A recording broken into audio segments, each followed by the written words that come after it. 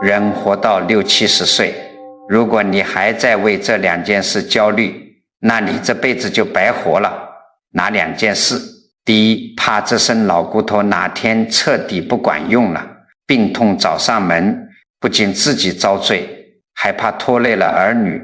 第2件更要命的是怕哪天突然2眼一闭，这辈子辛辛苦苦攒下的那点家业，存折上的数字，还有心里最牵挂的儿女、孙子孙女，一下子全都要松手了，什么都抓不住了。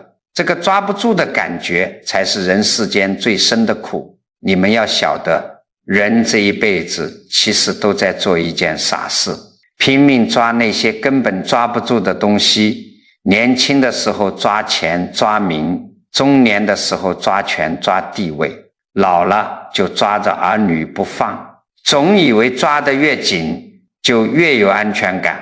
可是你仔细去生活里看看，哪一样东西你真能死死专注不放的？没有的。这就叫什么？这就叫苦海。在这个轮回的苦海里，你越想紧紧抓住点什么当救命稻草，你沉的就越快，心里就越痛苦。可能有人会说，哎呀，我是个凡夫俗子，当然怕失去。我告诉你们，怕失去不是你的错，连当年佛陀身边最聪明的弟子阿难他也怕。当年在梭罗双树林里，夕阳的余光洒在每一片树叶上，佛陀躺在那里，面容非常安详，他即将要进入无余涅槃，要走了。那个时候风吹过树林，带着一点梭罗花的香气，整个林子里安静极了，一种非常沉重的告别气氛压在大家心头。佛陀身边围着许许多多的比丘弟子，大家都强忍着内心的悲痛，静静地坐着，连大气都不敢出。可是就在这死一般的寂静里，有一个人的悲伤却怎么也压不住了，哭得就像决堤的江水一样，一发不可收拾。这个人是谁？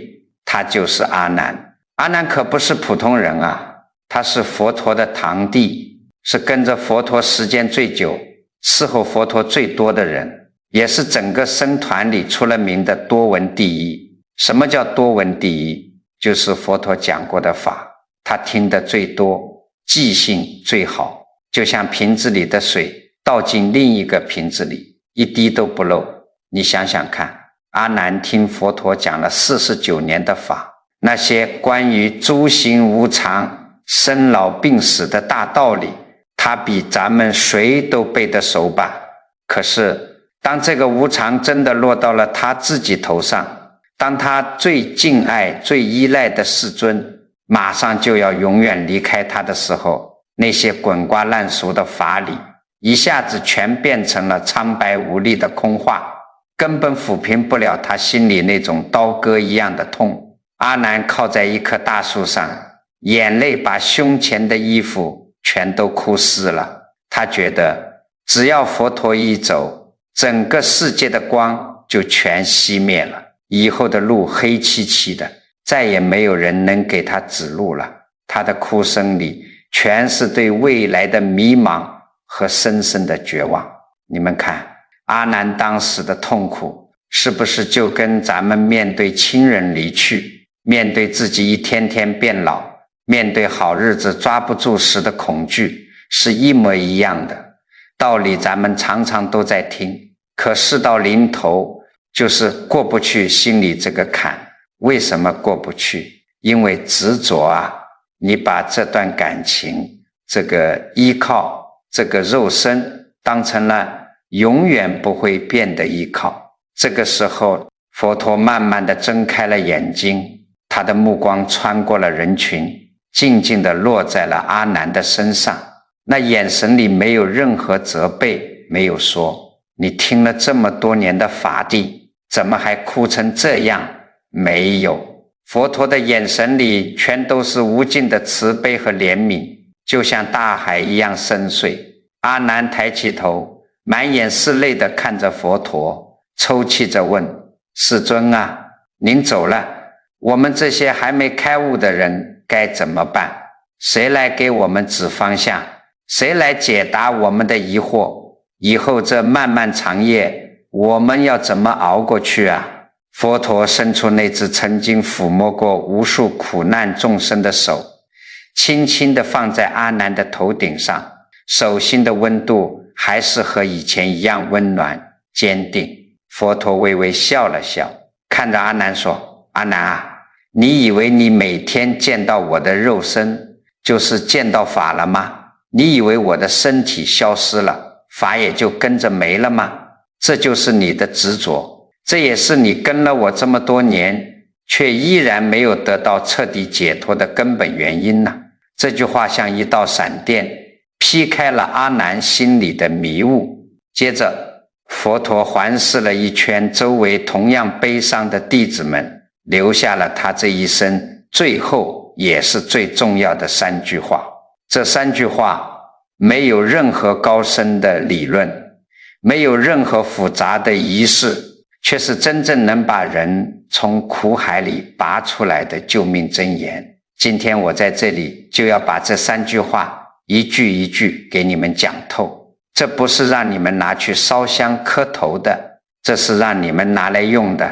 哪怕你这辈子只听懂了其中1句，只要能照进自己心里，就足够让你后半生安安稳稳，再也不受那些烦恼的折磨。这第1句救命的话到底是什么呢？这第1句话，世尊看着哭泣的阿难说得非常直白，他说一切你所执着的都终将变化和消失，这就是佛法里讲的诸行无常。这句话听起来简单的不能再简单了，好像3岁小孩都能听懂。可是我告诉你们，真到了紧要关头，全天下能把这句话看破放下的寥寥无几。为什么？因为人只要一闭上眼睛，脑子里全是我要，我舍不得，这是我的。你以为佛陀是在诅咒咱们，说你拥有的东西迟早要没吗？不是的，佛陀是在点醒咱们，你之所以感到像刀割一样的痛苦，不是因为东西没了，而是因为你心里有一颗想要永远霸占它的执着心。历史上有一个极其生动也极其惨痛的例子，你们想想看，清朝的和珅，这个人大家太熟悉了。和珅当年威风到了什么程度？那可是真正的一人之下万人之上。他当权的时候，每天脑子里盘算的是什么？是钱，是权，是把全天下最好的宝贝都往自己家里搬。和珅的家里奇珍异宝堆得像山一样高，东珠串成的朝珠比皇帝戴的还要好，赤金打的脸盆，羊脂玉雕的白菜，随便拿出一件够普通老百姓吃上几辈子。那个时候的和珅走在路上，那是前呼后拥，谁见了他不得弯腰磕头。他心里一定在想，这些金山银山，这份泼天的富贵，完完全全是属于我一个人的，是我费尽心机捞来的，我要把它传给儿子，传给孙子，子子孙孙，永远享受下去。可是这个世间的事物真的能如他所愿，永远不变吗？我告诉你们，因缘一散，全是一场空。乾隆皇帝一驾崩，嘉庆皇帝一上台，和珅的这座金山瞬间就塌了。短短几天时间，家被抄了，人被抓了。你们试着去体会一下和珅当时在天牢里的心情。到了除夕夜，外面放着鞭炮，他一个人被关在阴冷潮湿的牢房里，身上只穿着一件单薄的囚衣，冻得瑟瑟发抖。他摸摸冰冷的砖墙，回想几天前自己还住在温暖如春、香精包银的豪宅里，喝着参汤，听着小曲。现在呢，什么都没了。那些金元宝能拿来御寒吗？那些古董字画能保他的命吗？连看门的大黄狗都不如了。最后嘉庆皇帝赐了他一条白绫，让他自己了断。就在他把脖子伸向白绫的那一刻，他彻底醒悟了。可是也晚了，他临死前提笔写下了一首绝命诗，最后2句是50年来梦幻真，今朝杀手谢红尘。你们细细品一品这2句话。和珅活了快50岁，到死的那一秒钟，看着眼前的白绫，他才真正明白，原来这50年的荣华富贵位极人臣，根本就只是一场虚幻的大梦。当生死无常的巨浪拍过来的时候，他费尽心血建起的那座沙堡瞬间就被夷为平地。他带走了什么？连一根线头都没带走。我跟你讲，很多老朋友听到和珅的故事，可能会一拍大腿说，哎呀，和珅是个大贪官，他是罪有应得，咱们老百姓可不这样。你们要晓得，事情虽然不一样，但咱们很多人心里的那个病根跟和珅是一模一样的。你想想看，你是不是省吃俭用攒了一辈子的钱，买了大房子，把这些东西看得比命还重，防贼一样防着外人，有时候连儿女都防着。你是不是把所有的心思都拴在儿女身上，觉得他们是你生养的，就永远的围着你转，听你的话？可是老朋友们啊，世间的万事万物都在不停的变化，你的身体在变老，你买的房子在变旧，你的孩子也会长大成家，有他们自己的生活和想法。你要是硬要把这些随时在变的东西死死地攥在手里，不准他们变，那你就是在跟天道作对，在跟自然规律作对。你非被折磨出病来不可，你以为你抓住了，其实你就像是用手去抓水抓沙子，你攥得越紧，水漏得越快，沙子扬得满天都是。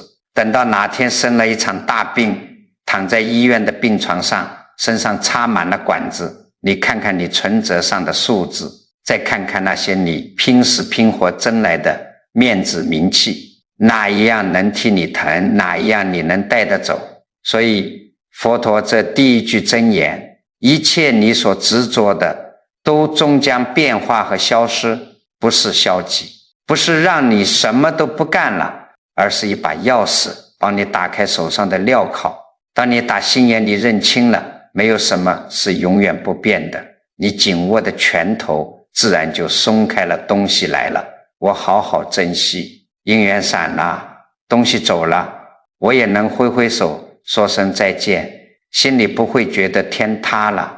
你能把这个无常看透，不去强求永恒，这就叫看破，看破了就不苦了。可是有些老朋友听到这里，心里可能又会犯嘀咕了，既然外面的东西都是假的，都是留不住的，那最起码坐在这里听讲的我这个身体，这颗心总该是真实存在的吧？如果连我自己都是假的，那我这一辈子活了个什么劲？这个问题问得好。当年阿难听到第一句话后，心里也是这么想的，这就自然引出了佛陀留下的第二句救命真言。但是老朋友们，你们要晓得，饭得一口一口吃，路得一步一步走。今天我先不急着马上把这第二句话端出来给你们。为什么？因为在咱们去参透那个深奥的我之前，你们得先把第一句话，也就是这个诸行无常，实实在在的用到你每天起床、吃饭、睡觉的日子里，要不然这第二句话就算告诉你了，你也接不住。听了再多的法，到了生活里遇到事儿，你还是个苦命人啊。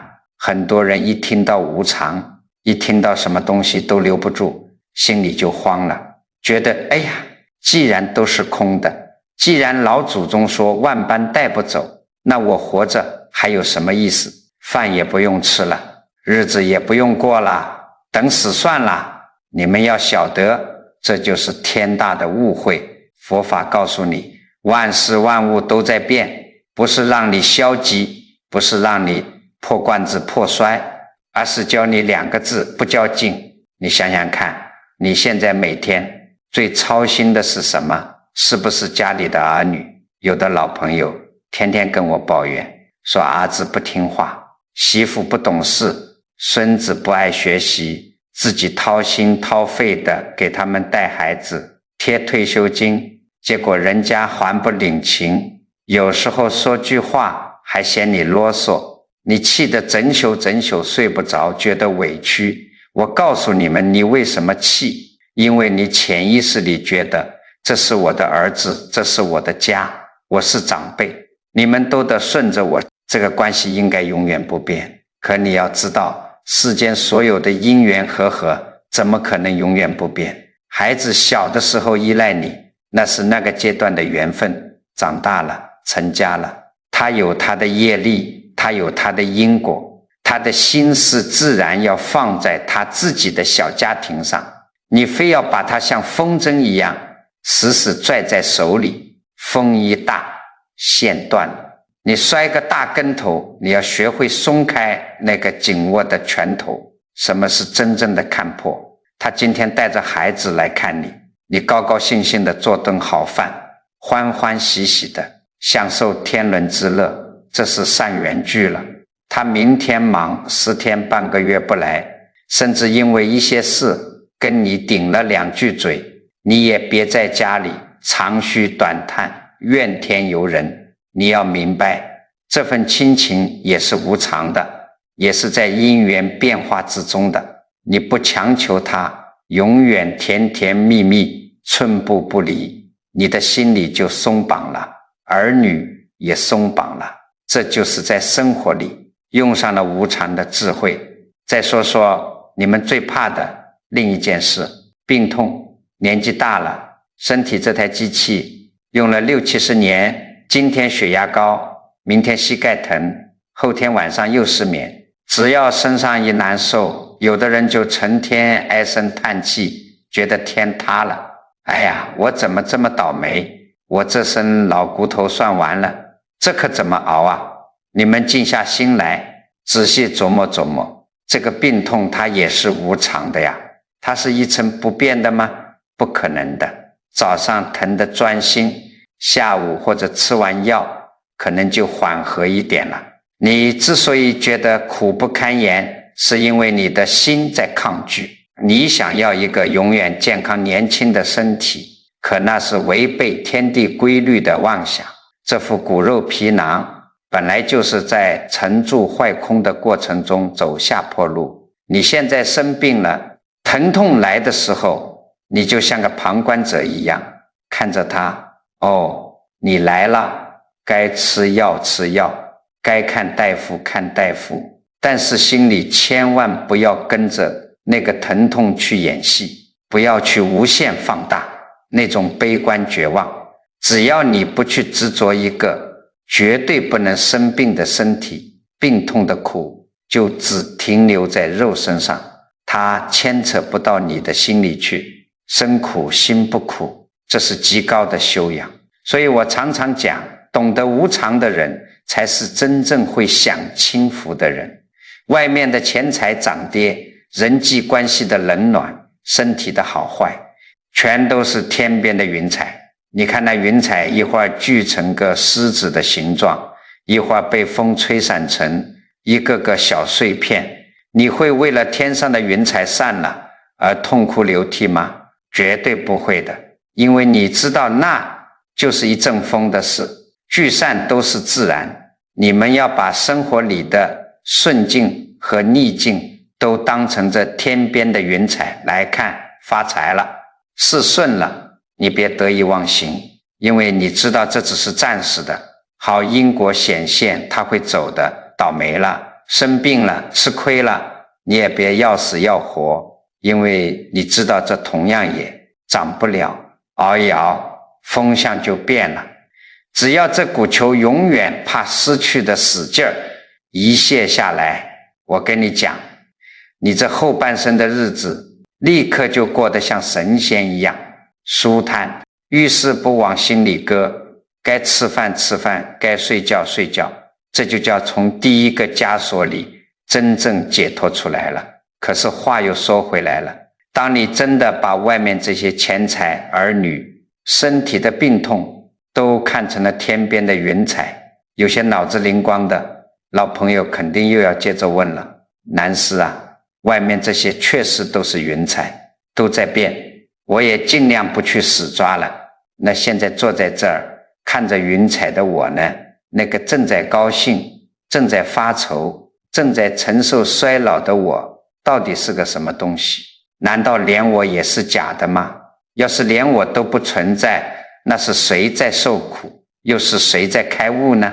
阿难当年顺着这第一句话，心里也冒出了同样的大疑惑，他满眼困惑地看着世尊，觉得既然外面的东西都是无常的，那现在正在悲伤的这个我，正在受苦的这个我，总该是真的吧？如果连我也是假的，那修行解脱到底是谁在解脱？这个问题一出来，可以说直接触及到了咱们生命的根本底细。佛陀当时看着充满疑惑的阿难，还有周围那些竖起耳朵的弟子们，没有长篇大论，而是直接抛出了他这辈子教法的第二句核心真言。这句话我告诉你们，就像一把极其锋利的手术刀，一刀下去，直接把你心里那个最坚固最顽固的疙瘩给解剖开了。佛陀看着阿难，一字一句地说，你所认为的那个我，只是一个念头和感受的聚合体，并非一个固定不变的实体。这句话在佛法里就叫做诸法无我。老朋友们，你们想想看，咱们活了这一辈子，为了什么在奔波？为了什么在生气？为了什么在受委屈？全都是为了这个我啊！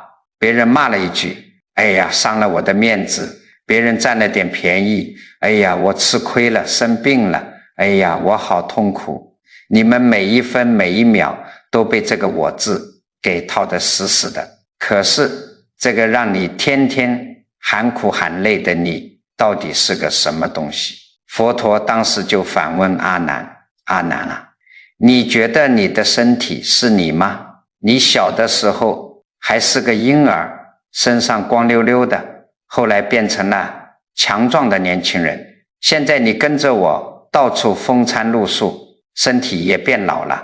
你小时候剪掉的头发，剪掉的指甲，现在在哪里？你昨天吃下去的饭菜变成了你身体的一部分，明天又会排泄出去。你的身体无时无刻不在新陈代谢，无时无刻不在变。你愿意把这样一个不断变化终将腐朽的东西当成是真实的你吗？阿难听了不说话了。佛陀又接着问，那你觉得你的感受和念头是你吗？你上一秒还在为我的离去而悲伤痛哭，下一秒你的肚子饿了，脑子里可能就在想午饭吃什么，刚才喝了一口凉水觉得很舒服，那是你。现在脚底被石头硌了一下觉得疼，那也是你。这些念头和感受就像水面上的泡沫一样，一会儿冒出来，一会儿又破灭了。你前一秒的念头和后一秒的念头根本就不是同一个。你愿意把这些像瀑布一样根本停不下来的虚妄念头当成是真正的你吗？我告诉你们，佛陀这一连串的追问简直是石破天惊。这个道理很简单，咱们所认为的这个我就好像是一辆马车，你指着马车问哪个是马车？是轮子吗？不是，那是木头做的轮子，是车轴吗？不是。是车厢吗？也不是。只有把这些木头零件全都拼凑在一起，咱们给它临时起了一个名字叫马车。一旦把这些零件全部拆开，轮子归轮子，木板归木板，马车在哪里？根本就找不到一个叫马车的实体。你们要晓得，咱们这个人也是一样的。佛法里讲，人是由地水火风这四大元素临时拼凑起来的，因缘聚会了，四大合拼凑出了这么一个肉身，咱们给他贴了个标签，叫张三，叫李四，等因缘散了，人一口气不来，身体腐烂化作尘土，归于自然。那个时候你在哪里？为了把这个道理给大家讲透，我给你们讲一个咱们历史上的真实故事。唐代的时候，禅宗有一位非常了不起的高僧，叫丹霞禅师。有一年冬天，天下着鹅毛大雪，冷得滴水成冰。丹霞禅师正好借宿在洛阳的慧林寺。当时的寺庙里条件艰苦，没有足够的木材取暖，大殿里冷得像冰窖一样。丹霞禅师实在冻得受不了了。你们猜他干了一件什么事？他跑到了大殿上，把供在神台上的那一尊木雕的佛像一把给抱了下来。接着他拿起斧头，咔嚓咔嚓几下，直接把这尊木头佛像给劈成了碎木材，然后在地上生起火来，悠哉悠哉地烤起火取暖了。这一下可不得了了，寺庙里的方丈和和尚们跑过来一看，吓得魂飞魄散。方丈指着丹霞禅师，气得浑身发抖，大声训斥说：你这个疯和尚，你怎么敢把佛像给劈了烧火？这是毁坏佛像，这是要下地狱的重罪啊！丹霞禅师呢，一边搓着手烤火，一边拿着根小木棍在灰烬里扒拉，他头也不抬，慢条斯理地说：方丈莫急，我正在这火灰里头烧取佛陀的舍利子呢。方丈一听更生气了，大喊道：你胡说八道什么？这是一尊木头雕的佛像，木头里面怎么可能会有舍利子？这时候丹霞禅师停下手里的木棍，抬起头，目光如炬地看着方丈，大喝一声：既然你也知道它只是一堆木头，根本没有舍利子，既然只是一堆木头，大冷天的，我为什么不能劈了它来烤火取暖呢？方丈听了这话，犹如遭到当头一棒，瞬间愣在原地，哑口无言。老朋友们，你们想想看，丹霞禅师是真的不敬佛吗？绝对不是。他劈掉的不是真正的佛，而是方丈和那些和尚心里那个死死执着的假象。那些和尚把一块木头当成了真佛，执迷不悟。丹霞禅师是用这种极其猛烈、极其生猛的方法点醒他们。佛性在你自己的心里，在这清清明明的觉知里，根本不在那块被人雕来雕去的木头上。木头不过是因缘聚合的产物，该用来烤火的时候，它就是一块劈柴。你们仔细琢磨琢磨这个故事，连供在神台上面受人顶礼膜拜的木头佛像，说到底都只是一堆木头的聚合体，更何况是你我身上这几十斤的臭皮囊呢？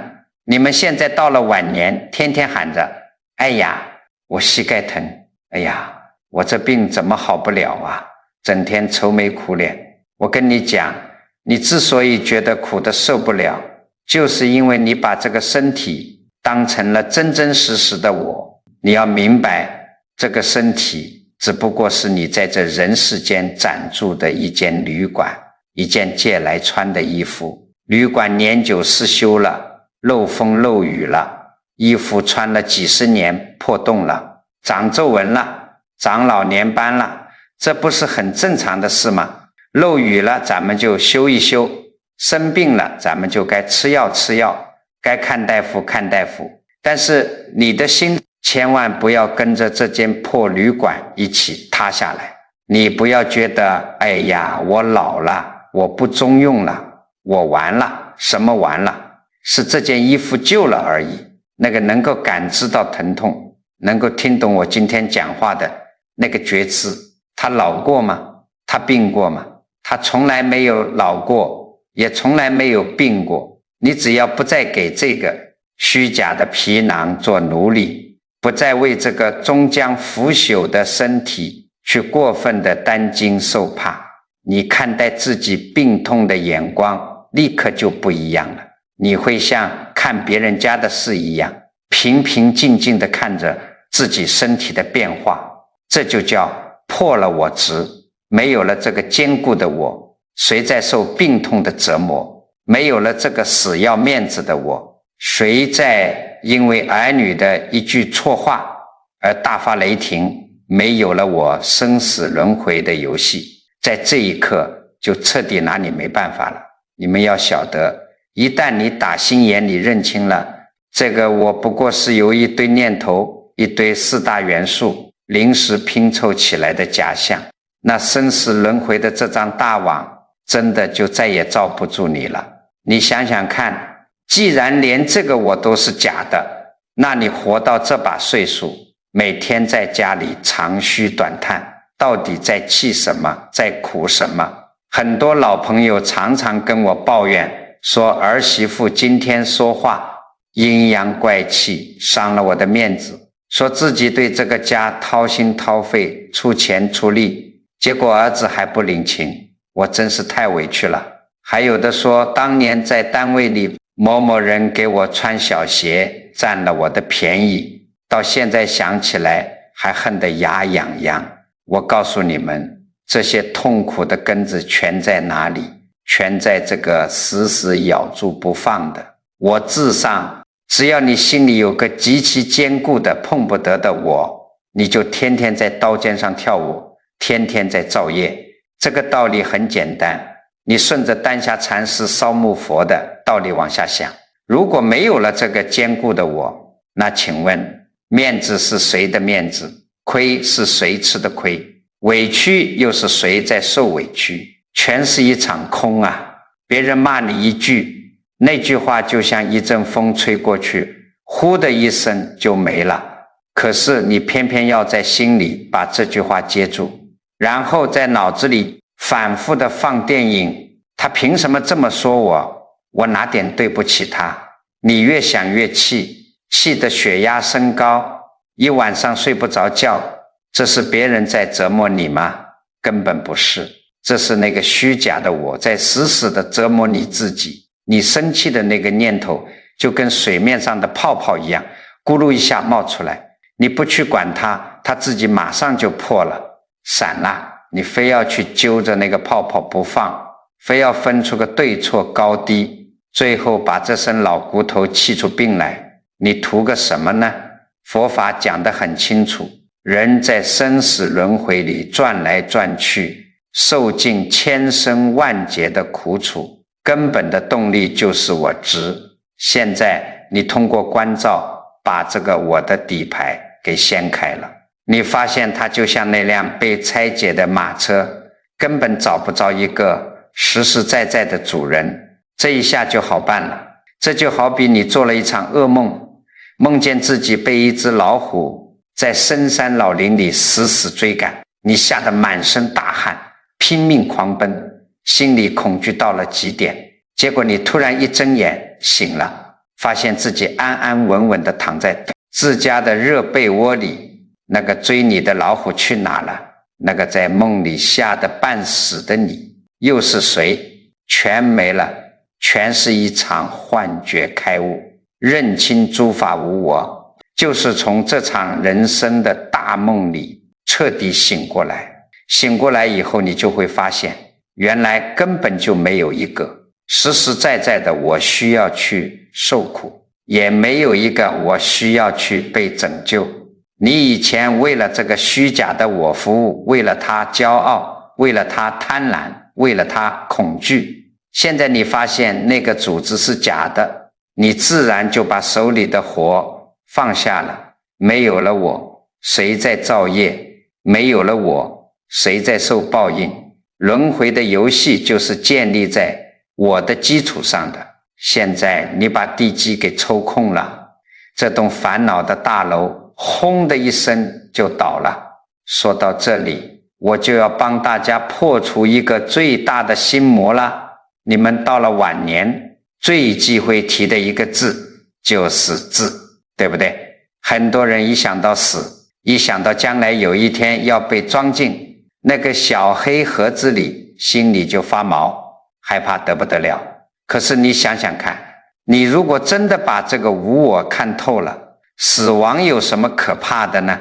既然这个身体只是一间临时租来的旅馆，那到了60、70岁、70、80岁，这间旅馆的墙皮掉了，柱子朽了，漏风漏雨，没法住人了，咱们不租了。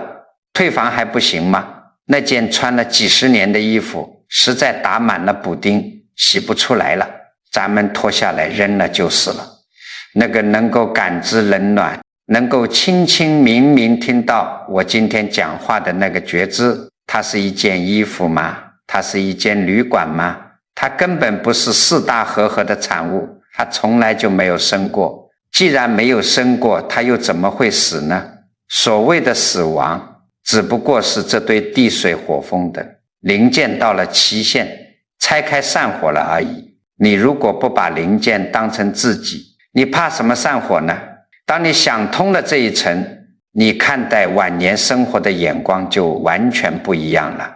你的心里会生出一种前所未有的轻松和释然。你看外面的东西是在看云彩，你看自己的身体和念头也是在看云彩，别人夸你，云彩聚了，别人骂你，云彩散了，身上疼了，云彩变黑了，你只是静静地看着，不较劲，不强求，不执着，这才是真正的大解脱。你再也不会被那些鸡毛蒜皮的烦心事给绑架了。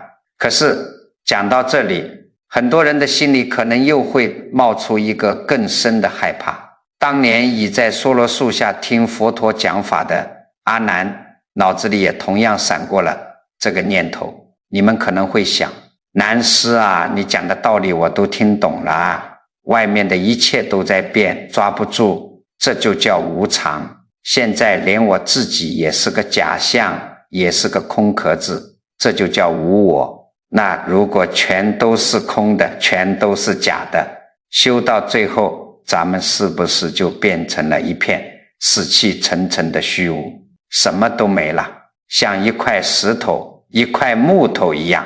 如果解脱就是变成一片死寂，那听起来冷冰冰的，这也太可怕了吧？生命的意义到底在哪里呢？我告诉你们这个问题，问到了咱们修行最核心、最要命的地方。佛陀当时看出了阿难和众弟子的这种恐惧，慈悲地笑了。他知道大家心里在怕什么。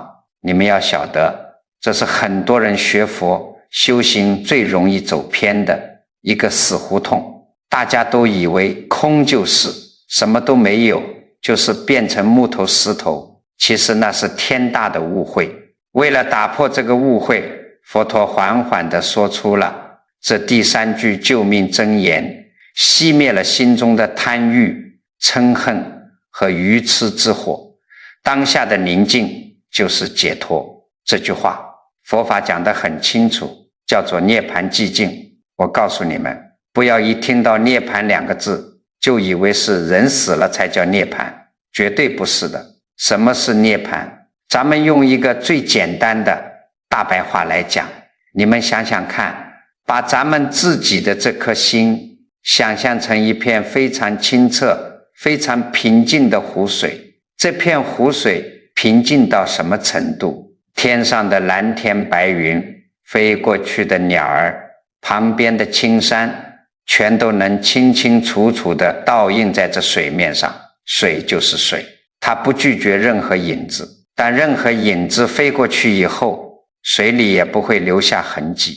咱们每个人的心，不管是70、80岁的老人家，还是刚出生的小娃娃，他本来的面目就是这样一片清明宁静的湖水。可是为什么你们现在觉得日子这么苦，觉得心里像一团乱麻一样呢？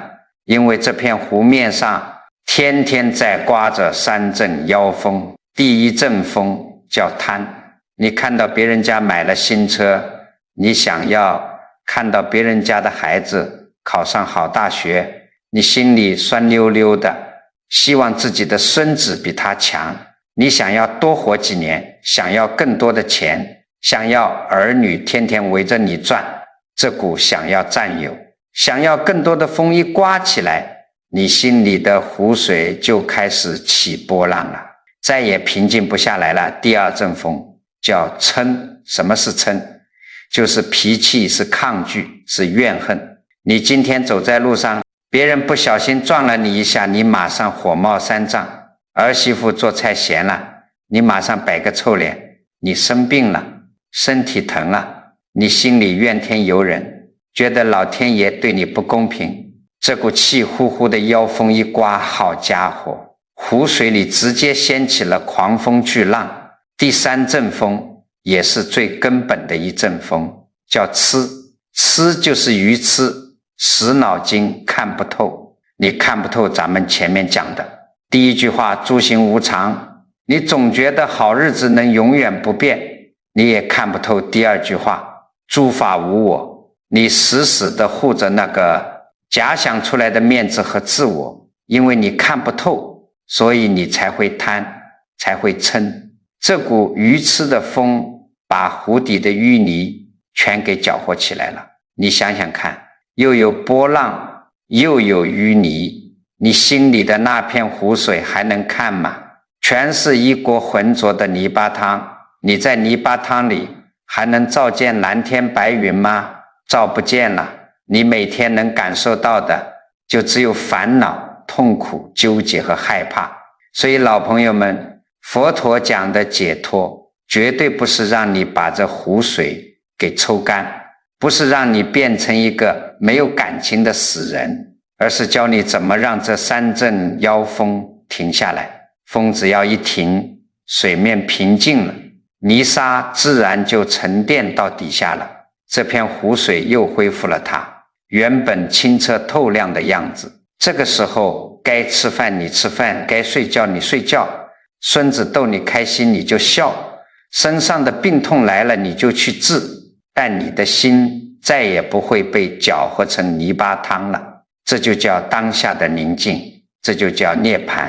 为了让你们把这个道理彻底烙在心里，我跟你们讲一段极其精彩的公案，你们听懂了这个故事，就知道该怎么在生活里降服这3阵妖风了。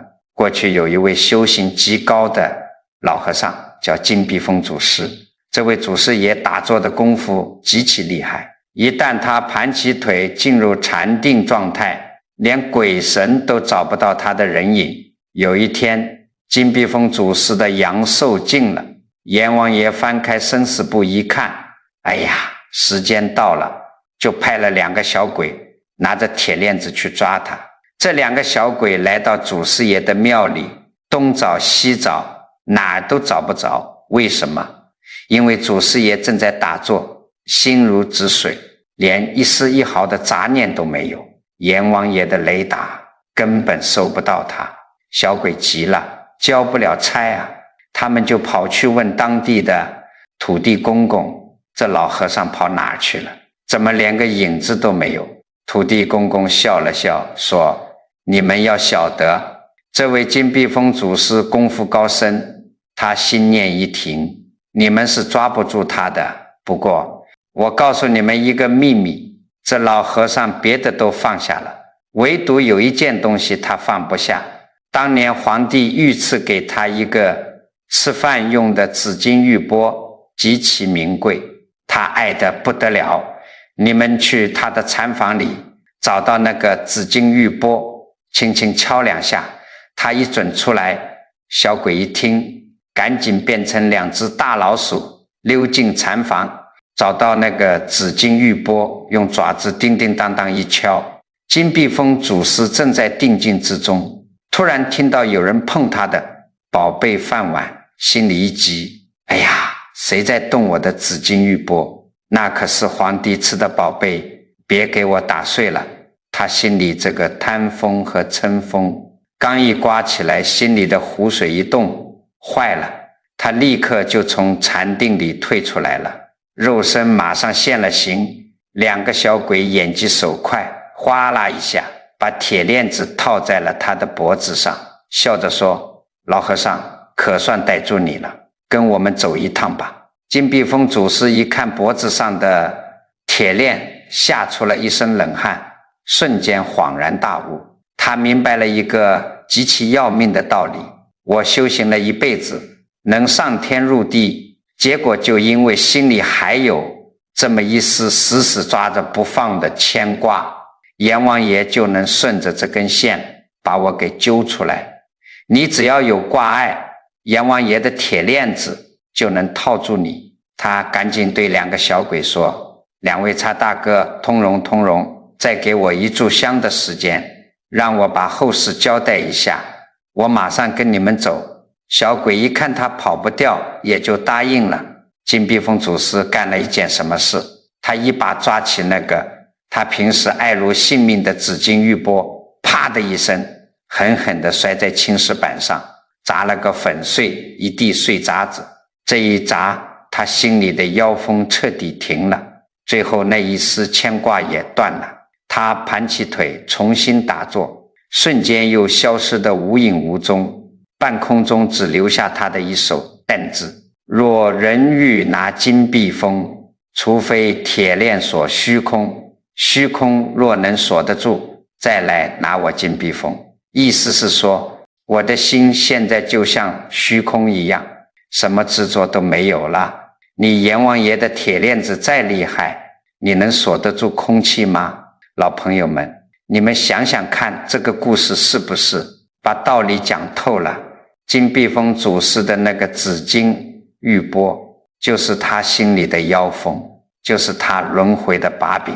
你们现在回过头来看看自己，你们虽然没有皇帝御赐的紫金玉钵，但你们每个人心里是不是都藏着好几个自己的玉钵？你存折里那点棺材本是你的玉钵，你孙子的学习成绩是你的玉钵，你在家里说话算不算数，儿女听不听话是你的玉钵，甚至连邻居大妈10年前骂你的一句话，你也当成个玉钵死死抱在怀里不肯扔。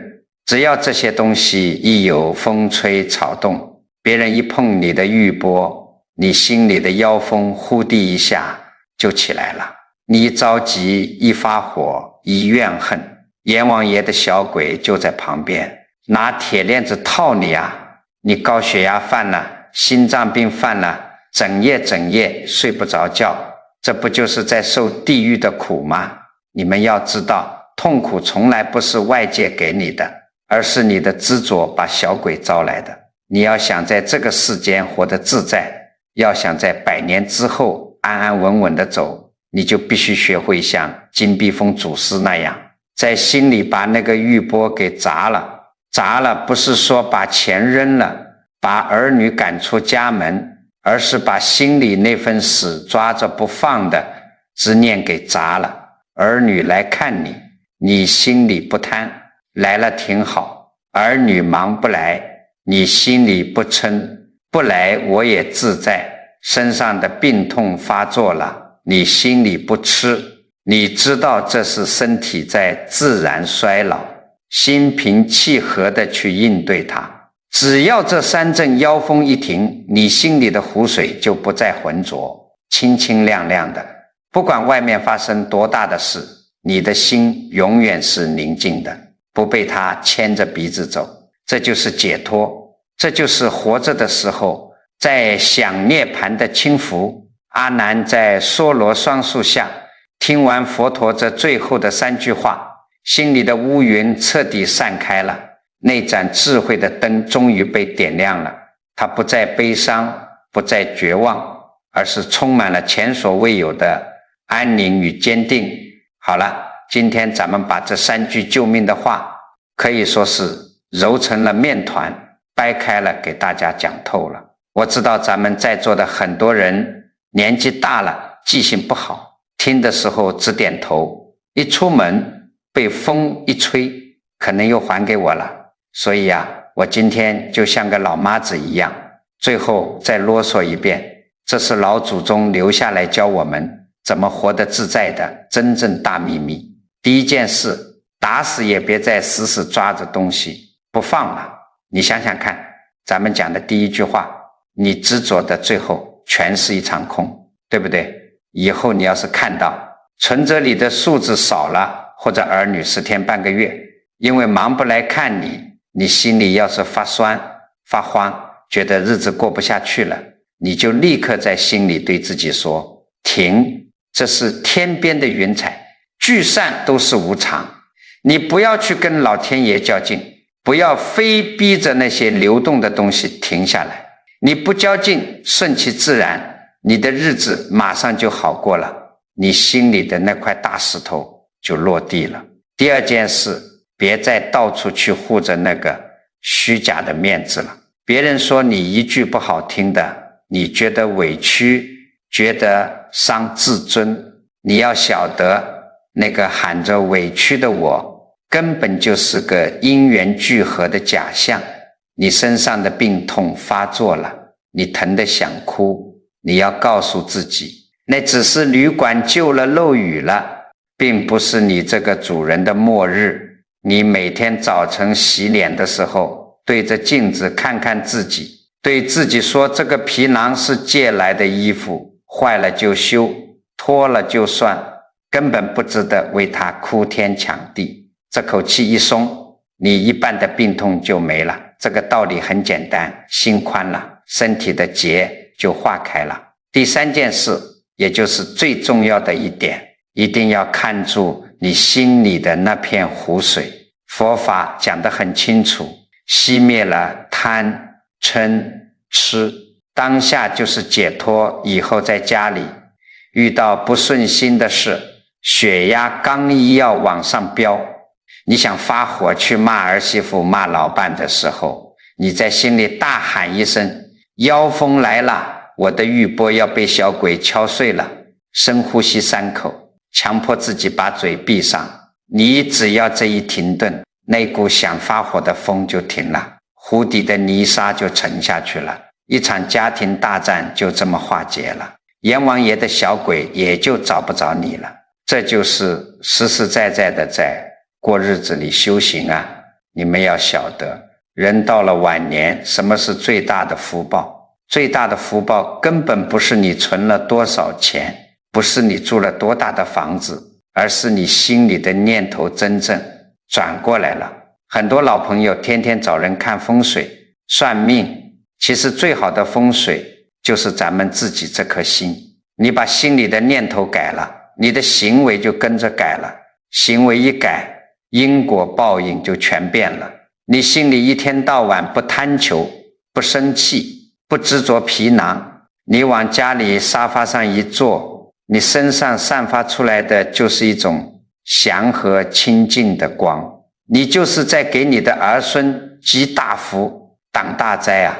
这就是最实在的改命之法。我跟你讲，你今天坐在这里，听到了老祖宗留下的这些智慧，这不是个碰巧的事，这是你多少辈子积攒下来的善根福德，因缘到了。可是光你自己听懂了受用了还不够，你们想想看，现在这世道有多少老哥哥老姐姐还在为了儿女的一点小事痛不欲生，有多少人还在病床上为了怕死而拼命折磨自己，大家都在烦恼的苦海里泡着，找不到出路啊！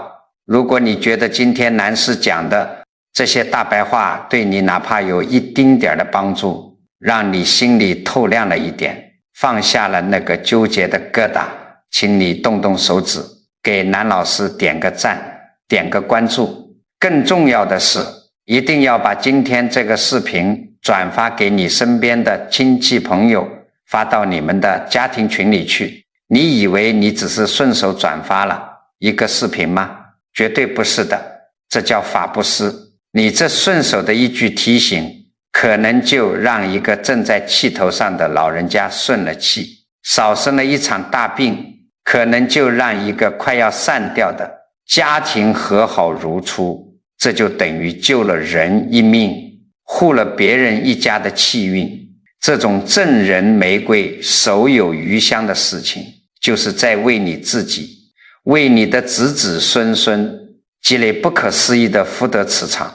你帮了别人跳出苦海，你自己将来的路才会越走越宽，越走越亮。最后，我希望大家都在评论区里留下一句善言。你们要晓得，文字是有力量的，念头是有不可思议能量的。咱们千万人的善念一旦汇聚在这个评论区里，形成的那个气场，那个护佑的能量，威力大的不可想象。你们就在下面留言写上看破放下，心安是福，或者写上熄灭贪嗔，得大自在。你写下的每一句祈福，最后都会像空谷回音一样，原原本本的回向到你自己和你一家人的身上，保佑你们顺遂安康。